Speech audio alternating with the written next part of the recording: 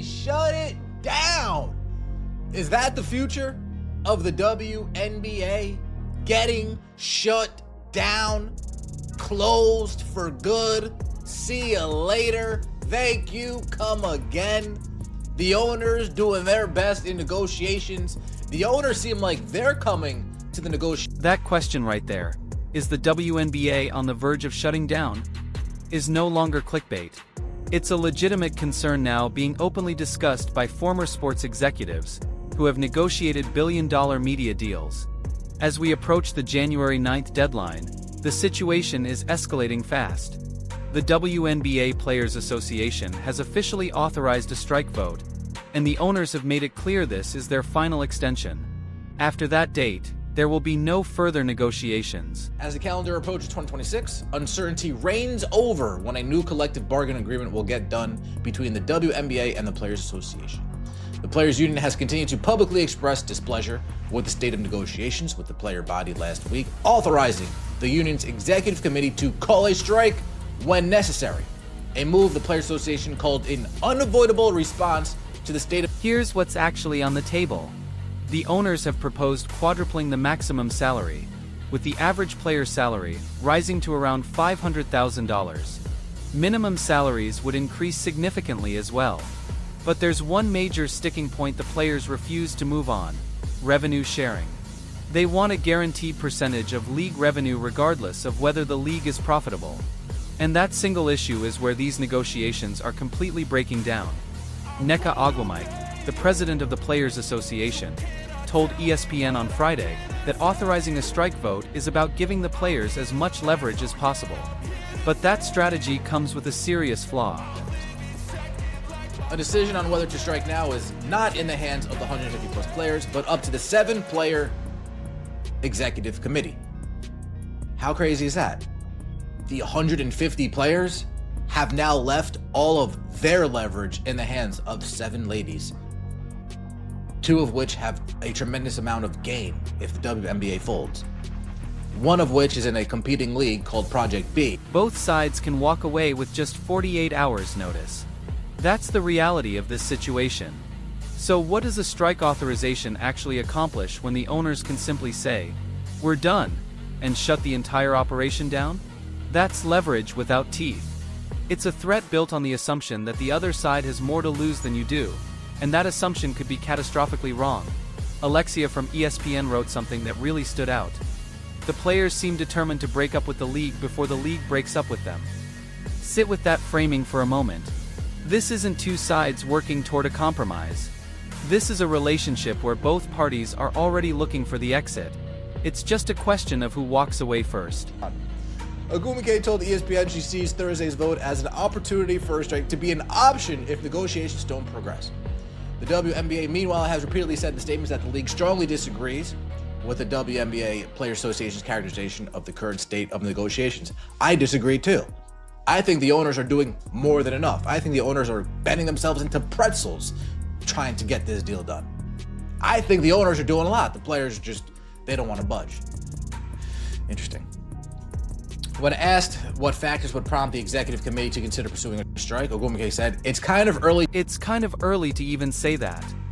That was Ogwumike's response when asked what would actually trigger a strike, just 2 days before the January 9th deadline. They're planning to decide whether to strike only 48 hours before the cutoff. But she also said something incredibly revealing. Aside from what we're looking for to get in revenue sharing, I'm not entirely sure what factors could potentially lead us to make a decision on the strike authorization vote. Translation: everything else in the deal is acceptable. Salaries? Fine. Benefits? Fine. Working conditions? Fine. The only deal breaker is revenue sharing. They're demanding a share of league revenue in a league that has never turned a profit in its 28-year history. And go home, and then cry that the big bad owners in the WNBA aren't giving you what you want. How sad, how embarrassing. Now we have Dave Sampson over here, who was on the Dan Le Batard show, former executive for the Florida Marlins, helped them move with the new stadium with Miami.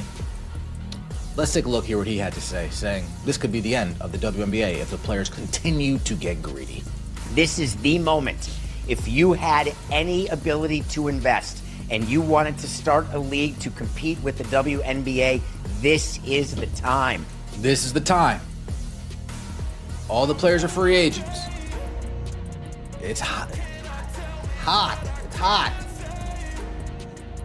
There's no CBA currently.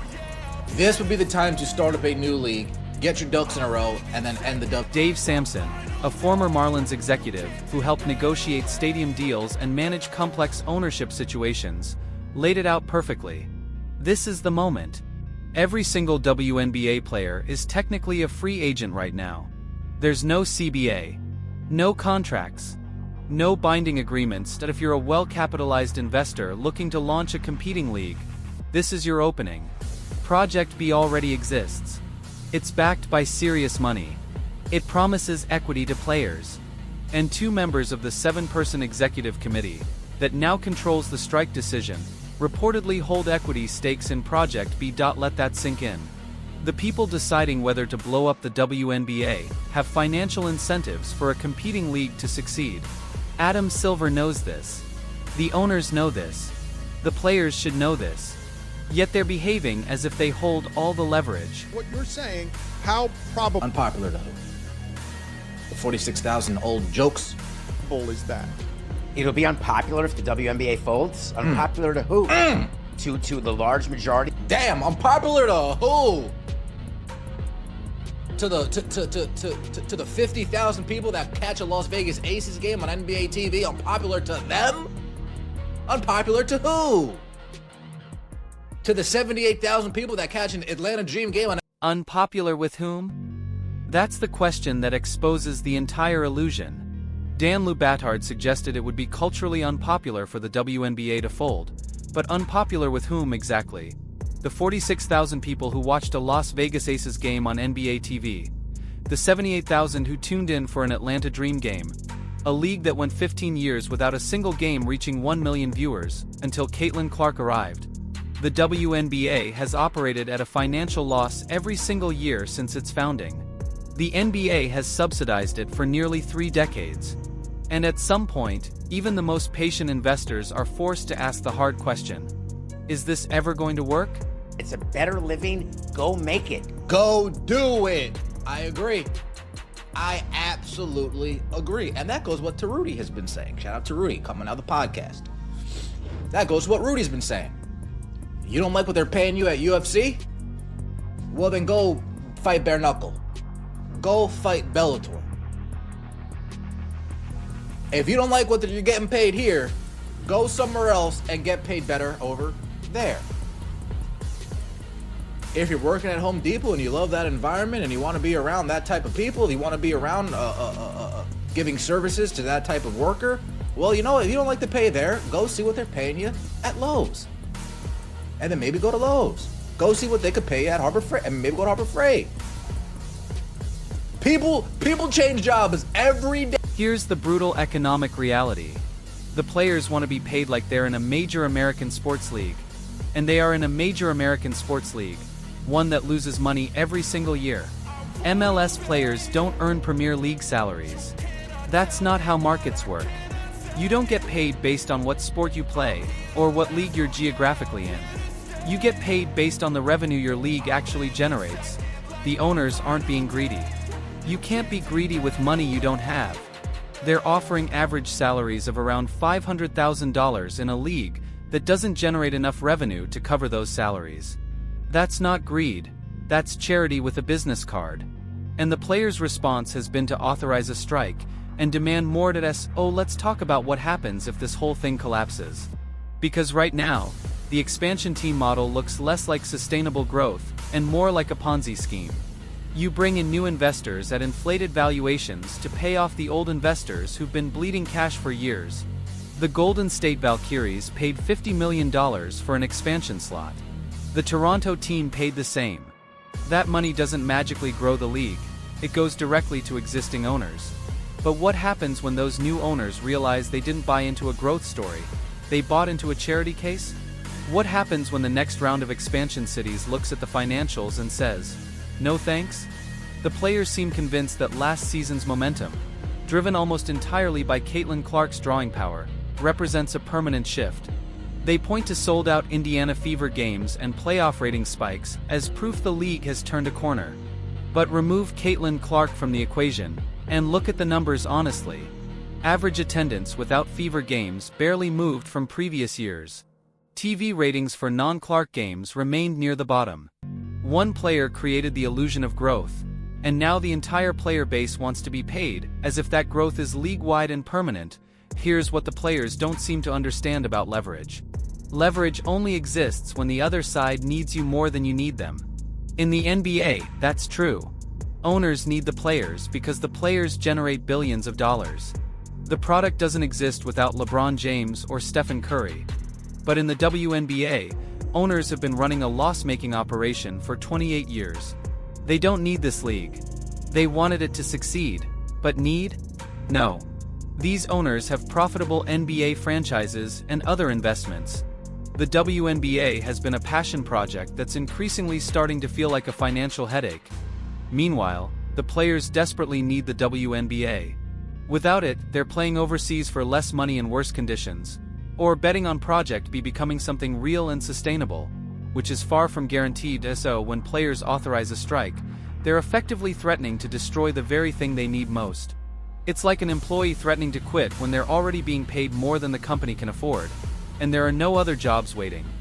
The owners proposed a deal that would make WNBA players some of the highest-paid women's professional athletes in the world.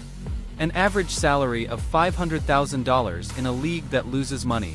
And the response was, no, we want revenue sharing. Revenue sharing makes sense in a profitable league. You're arguing over how to divide the pot. But revenue sharing in a league that loses money means demanding a percentage of revenue, while owners absorb 100% of the losses. How is that fair? How is that even logical? If players want revenue sharing, they should also accept loss sharing. Take your cut when revenues rise, and accept pay cuts when revenues fall. That's how real partnerships work. But what they're asking for is the upside without the downside. They want to be treated like owners without taking on any owner risk. January 9th is coming fast. The owners have made their final offer. The players have authorized a strike. And quietly in the background, Project B is watching all of this unfold, ready to sign free agents if the WNBA collapses. This isn't a negotiation anymore. It's a game of chicken. And the side that believes it has the leverage may be about to realize they've been driving toward a cliff the entire time. So here's the question you need to ask yourself. If you were a WNBA owner who has lost money for 28 straight years, who just offered to quadruple player salaries in a league that doesn't generate enough revenue to cover current costs, and the players responded by threatening a strike unless you give them a share of revenue that doesn't exist, would you keep negotiating, or would you cut your losses and walk away? Because that's the decision being made right now. And based on everything we're seeing, the players seem convinced the owners will blink first. They may want to reconsider that assumption. Drop your thoughts in the comments. Do the players actually have leverage here, or are they negotiating themselves out of the league? Subscribe for more WNBA coverage as this situation develops, because January 9th is going to be very interesting.